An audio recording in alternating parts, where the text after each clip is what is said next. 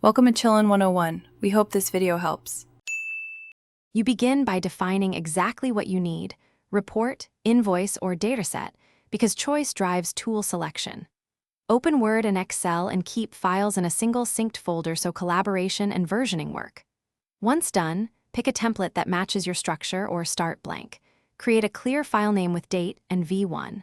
You should set fonts, styles, and a basic worksheet layout now so later work flows. Make sure to enable autosave and confirm permissions for collaborators before moving on. You focus next on structure. In Word, apply styles to headings, insert a table of contents, and drop placeholders for tables and charts so content stays consistent. Meanwhile, in Excel, normalize data in tables, create named ranges, and write clear formulas. Use data validation to prevent bad entries. Once you have stable source tables, link them to Word via Paste Special or use Power Query to push updated summaries. Make sure to document assumptions in a hidden sheet or comment so others understand the logic. You complete the deliverable by polishing layout. Align tables, update captions, and run spell check. Confirm Excel formulas recalc and that charts reflect final ranges.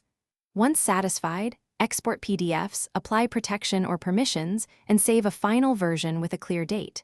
If things go wrong, first check for disabled content or external link breaks, enable macros or update paths. If numbers look off, force a full recalculation, press F9, and verify that compatibility mode hasn't. Thanks for watching. Consider subscribing if we helped you.